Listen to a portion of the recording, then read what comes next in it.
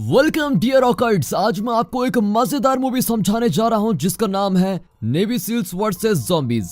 Movie की शुरुआत में एक पुलिस वाला एक वैन की जांच करने जा रहा होता है क्योंकि उसको वैन के आसपास कोई गड़बड़ महसूस होती है।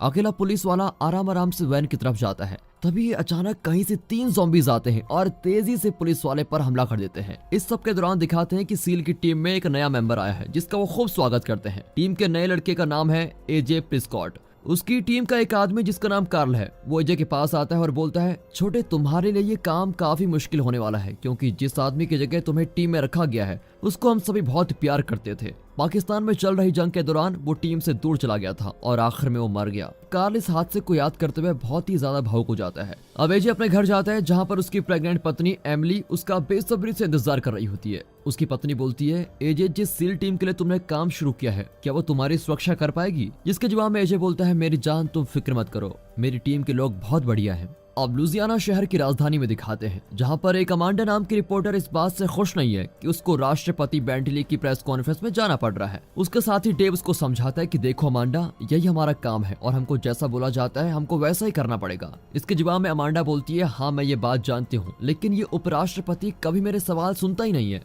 थोड़ी देर तक फिर अपना भाषण देने के बाद बेंटली वहां पर आए लोगों से बोलता है, चलिए अब आप लोग अपने सवाल पूछ सकते हैं। अमांडा एज यूजुअल अपना हाथ खड़ा करती है ताकि वो कुछ सवाल पूछ सके, लेकिन एक और बार बेंटली उस पर कोई ध्यान नहीं देता। अब जिस समय प्रेस कॉन्फ्रेंस चल रही होती है तभी बिल्डिंग के बाहर खड़े सुरक्षा कर्मियों को कुछ अजीब महसूस होता है। एक एजेंट को जांच करने के लिए भेजा जाता है लेकिन उसको वहां कोई नहीं मिलता।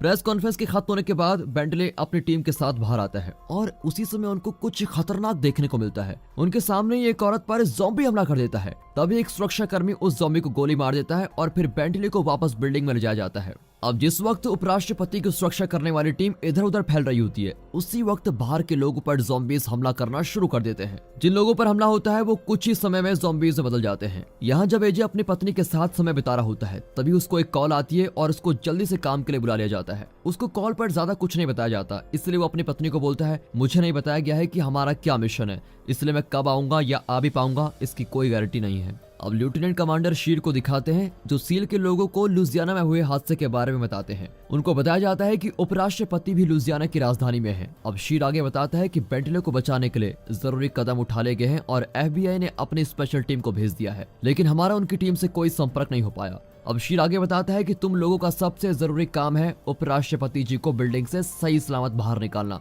सभी को अच्छे से समझाया जाता है कि उनका मिशन काफी जरूरी होने के साथ साथ काफी मुश्किल भी है। अब लेफ्टिनेंट पीट आता है और आगे क्या करना है इस बारे में समझाने लगता है। पीट सभी को बोलता है कि आखिरी बार उपराष्ट्रपति को कहां पर देखा गया था। पीट आगे बोलता है कि हम लोग कोई ज्यादा बड़े हथियारों का इस्तेमाल नहीं कर सकते। देखो, जैसा कि हम उपराष्ट्रपति के सुरक्षा कर्मियों से कोई बातचीत नहीं कर पा रहे हैं, इसलिए हम पक्का नहीं बोल सकते कि उपराष्ट्रपति जी अभी भी बिल्डिंग में है या कहीं और चले गए हैं। इसके बाद सील के सभी लोग अपने अपने हथियार ले लेते हैं और पैरासूट की मदद से शहर में पहुंच जाते हैं। अब सील की टीम वहां पहुंच चुकी है और पहुंचते ही वो बिल्डिंग की जांच करना शुरू कर देते हैं, लेकिन अभी तक तो पूरी बिल्डिंग खाली लग रही है। अब सील की टीम बेंटले को ढूंढने के लिए किसी दूसरी जगह पर जा रहे होते हैं और फिर ढूंढते ढूंढते टीम को एक जगह बेंटले मिल जाता है। उसके साथ वहां पर कुछ रिपोर्टर्स और सुरक्षा के लिए कुछ खुफिया एजेंट्स होते हैं। बेंटले सील के लोगों को बताता है कि उसका एक आदमी बहुत ही बुरी तरीके से जख्मी हो गया है। सील की टीम का आदमी बिली पहले बेंटली को पट्टी बांधता है और उसके बाद उस आदमी का इलाज करने जाता है जिसको हथकड़ियां पहना रखी है। हथकड़ियों वाले आदमी को ज़ॉम्बी ने काटा हुआ है। अचानक वो आदमी ज़ॉम्बी में बदल जाता है और अपनी हथकड़ियां तोड़कर पीट और बिली को मारने लगता है। अब काबू से बाहर होने से पहले ही सील का एक एजेंट उस ज़ॉम्बी के सर पर गोली मार देता है। पीट कमांडर शीर से पूछता है कि सर, उपराष्ट्रपति जी को बचाने के लिए जो आने वाला हेलीकॉप्टर है वो कब तक आएगा? जिसके जवाब में शीर बोलता है, तुम्हारा काम उपराष्ट्रपति जी की सुरक्षा करना है और तुम फिक्र ना करो, हेलीकॉप्टर जल्दी वहां पर आ जाएगा। इस सब के दौरान CIA की एजेंट स्टेसी थॉमस आती है जो समझाती है कि सील के लोग किसी मुसीबत का सामना कर रहे हैं। स्टेसी शीर को बोलती है, ये हमला एक जैविक हमला है, मेरे पास एक ऐसा इंसान है जो कि शायद इस सब को रोक सकता है, लेकिन वो इंसान भी लुजियाना में ही है। वो आगे बोलती है, तुम्हें मेरे उस दोस्त को भी बचाना पड़ेगा और ये काम तुम्हारे आदमी कर सकते हैं। कमांडर शीर इस बात के लिए सहमत हो जाता है और पीट को बोलता है, पीट, टीम को थोड़े ज्यादा लंबे समय के लिए वहीं रुकना पड़ेगा क्योंकि कुछ और लोगों को तुम्हारी जरूरत है। साथ ही पीट को यह भी बोला जाता है कि उन्हें उन लोगों की सुरक्षा करनी है जिनको ज़ॉम्बीज ने काट लिया है। स्टेसी शीर को बोलती है कि हमारी लड़ाई एक ऐसे वायरस से है जो कि इंसानों पर हमला करके उन्हें ज़ॉम्बीज में बदल देता है। अब शीर अपने लोगों से बोलता है कि ज़ॉम्बीज से बाहर शहर में आने जाने वाले सभी रास्ते बंद कर दो, क्योंकि हम इसी तरह इस वायरस को एक जगह पर रख सकते हैं। अब पीट उपराष्ट्रपति को बोलता है, सर आपको और आपके लोगों को छत पर चलना होगा क्योंकि जल्द ही हेलीकॉप्टर आने वाला है। इसके बाद वो पूछता है क्या किसी को ज़ॉम्बी ने काटा है, लेकिन सभी लोग मना कर देते हैं कि नहीं नहीं, हमें किसी ज़ॉम्बी ने नहीं काटा। तभी बेंटली के लिए काम करने वाली एक औरत मार्गरेट बड़ी बीमार लग रही होती है। वो बाथरूम में जाती है और अपने घाव को पट्टी से साफ करती है। बिल्डिंग के बाहर एजे पीट से पूछता है, सर क्या मैं ज़ॉम्बीज को मार दूं, क्योंकि वो बहुत सारे आम लोगों पर हमला कर रहे हैं। लेकिन पीट ऐसा करने से मना कर देता है और बोलता है, एजे अगर हम ऐसा करेंगे तो वो ज़ॉम्बीज हम पर भी हमला कर सकते हैं, जिसकी वजह से उपराष्ट्रपति जी पर कोई खतरा आ सकता है। कुछ समय बाद दिखाते हैं तो एक ज़ॉम्बी सील ऑफिसर ट्रेविस के पास आने लगता है। ट्रेविस पीट से गोली चलाने के लिए पूछता है, लेकिन वो लेट हो जाता है और आखिर में ज़ॉम्बी उसको काट लेता है। फिर बिली को ट्रेविस की हालत देखने के लिए भेजा जाता है, लेकिन इन्फेक्शन काफी फैल चुका है और वो मर जाता है। FBI की टीम का एक आदमी ज़ॉम्बी में बदल जाता है और वो उपराष्ट्रपति के आदमी पर हमला करने लगता है। पीट ज़ॉम्बी को पीछे से पकड़ता है और ज़ॉम्बी के सर पर ही गोली मार दी जाती है। कुछ समय बाद दिखाते हैं तो पीट को बताया जाता है कि हेलीकॉप्टर लगभग आ ही चुके हैं। अमांडा डेव को बोलती है, हमें इन लोगों के साथ नहीं जाना चाहिए क्योंकि यह हमारी जिंदगी का बहुत अच्छा मौका है। शुरू में डेव ऐसा करने से मना कर देता है, लेकिन आखिर में वहीं रुकने के लिए मान ही जाता है। जब अमांडा पीट को बताती है कि वो और डेव यहीं रुकने वाले हैं, तब जवाब में पीट बोलता है, देखो रुकना या ना रुकना तुम्हारी मर्जी है, पर मैं साफ साफ बता देता हूँ कि इसके बाद तुम्हें बचाने कोई नहीं आएगा।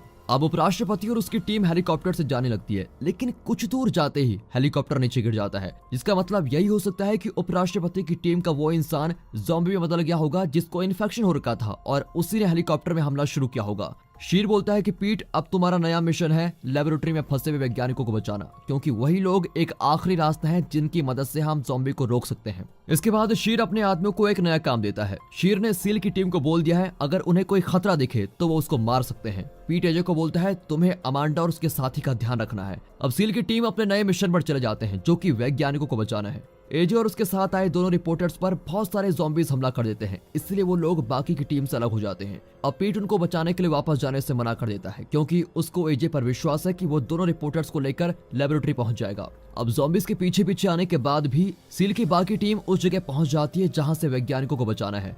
जैसे ही वो सही सलामत लेबोरेटरी के अंदर पहुंचते हैं, वो वैज्ञानिकों की तलाश में ऊपर जाने लगते हैं। वहां पर वो लैरी नाम के एक पहरेदार से वैज्ञानिकों के बारे में पूछते हैं और लैरी उनको रास्ता दिखाता है। लैरी उनको ये भी बताता है कि सर रास्ते में जाते हुए आपको बहुत सारे ज़ॉम्बीज मिलेंगे, क्योंकि वो जगह पूरी ज़ॉम्बी से भरी पड़ी है। अब एजे और उसके साथ घूम रहे दोनों रिपोर्टर्स लेबोरेटरी पहुंचने की कोशिश करते हैं। एजे देखता है कि ज़ॉम्बी में बदल चुकी एक बच्ची उनकी तरफ आ रही है। डेव एजे से बोलता है, एजे सर इसके ज्यादा पास आने से पहले ही आप इसको मार दो, लेकिन एजे गोली चलाने में बड़ा हिचकिचाता है और अपनी बंदूक नीचे कर देता है। वो लड़की को बोलता है, बच्चे तुम डरो मत, मैं तुम्हें कुछ नहीं करूंगा। लेकिन अचानक ही ज़ॉम्बी हमला कर देती है और एजे की बाजू पर काट लेती है।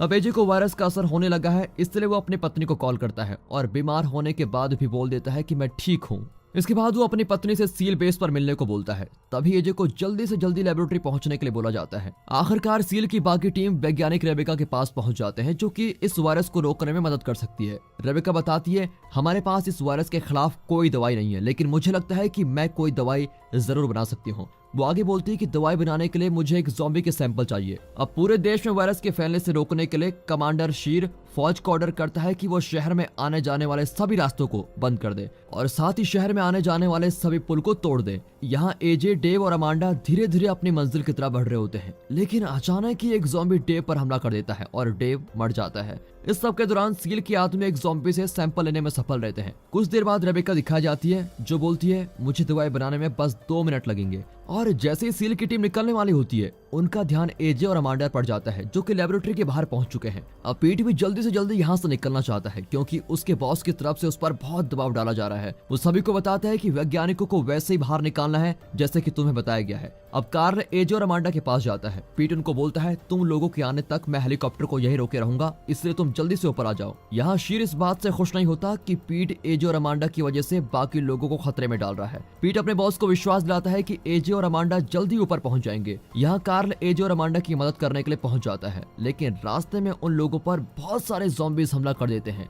कार्ल वहीं रुकने का तय करता है ताकि एजे और अमांडा को वहां से भागने का समय मिल जाए, पर बेचारा कार्ल खुद ही मर जाता है। अब एजे और अमांडा सील की बाकी टीम के पास पहुंच गए हैं। सभी लोग हेलीकॉप्टर में जाते हैं, लेकिन कार्ल उनके साथ नहीं है। जब पीट एजे से हेलीकॉप्टर में जाने को बोलता है, तब एजे बताता है कि मुझे एक ज़ॉम्बी ने काट लिया है, इसलिए मैं आप लोगों के साथ नहीं चल सकता। अब पीट अपनी बंदूक निकालता है और उनकी तरफ आते हुए कुछ ज़ॉम्बीज को मार देता है। अब पीट एजे को हेलीकॉप्टर में जाने के लिए एक और बार बोलता है, लेकिन एजे बोलता है सर मैं ऐसा नहीं कर सकता, ऐसा करके मैं बाकी लोगों को खतरे में नहीं डालना चाहता हूँ। लेकिन पीट फिर बोलता है एजे तुम हमारे साथ चलने वाले हो, मैं तुम्हें एक और बार अकेला नहीं छोड़ने वाला। वो साथ ही बोलता है हेलीकॉप्टर में बैठी वैज्ञानिक के पास एक दवाई है जो हो सकता है कि तुम्हें ठीक कर दे और इस वायरस को भी। उनका साथी बिली बोलता है एजे अगर तुम यहाँ अकेले रहोगे तो मुझे भी तुम्हारे साथ रुकना पड़ेगा। अब ये बातें सुनकर एजे अपना फैसला बदल लेता है और हेलीकॉप्टर में चढ़ जाता है। जिस समय हेलीकॉप्टर बिल्डिंग से जा रहा होता है उसी समय ज़ॉम्बीज़ को मारने के लिए उनके ऊपर मिसाइल छोड़ दी जाती है। अगले सीन में दिखाते हैं तो CIA की एजेंट स्टेसी एक मीटिंग में बैठी हुई है और ज़ॉम्बी वाले इस हादसे के बारे में मीटिंग चल रही है। मीटिंग इस बारे में है कि इस हादसे के दौरान सील की टीम को इतने खतरे में क्यों डाला गया। अब जाकर बताया जाता है कि एजे और उसके साथियों को ये बीमारी नहीं हो सकती क्योंकि उन्हें दवाई दी गई थी जिससे उन लोगों के शरीर में बदलाव आ गया है। ये दवाई बहुत ही ज्यादा ताकतवर है जो कि खासकर इस वायरस से बचने के लिए बनाई गई है। अब एजे को दिखाया जाता है जो कि अपनी पत्नी एमिली से मिलता है। एजे ने अपने बच्चे का नाम भी सोच लिया है, वो अपने होने वाले बच्चे का नाम कार्ल रखने वाला है। वो अपने बच्चे का नाम कार्ल इसलिए रखना चाहता है क्योंकि कार्ल ने एजे और अमांडा को बचाने के लिए अपनी जान कुर्बान कर दी थी। और दोस्तों इसी के साथ ये ज़ॉम्बी मूवी यहाँ पर खत्म होती है। दोस्तों एक ऐसी मूवी है जहां पर बच्चे स्कूल में पढ़ रहे होते हैं और तभी अचानक पूरे स्कूल में ज़ॉम्बीज़ का आक्रमण हो जाता है। फिर कैसे 4 लड़कियां उन सभी ज़ॉम्बीज़ से लड़ती हैं, जानने के लिए देखिए ये मूवी जिसका नाम है स्कूल लाइव। बाकी दोस्तों मिलते हैं अगली वीडियो में, तब तक के लिए गुड बाय, अपना ख्याल रखिएगा and finally thanks for watching.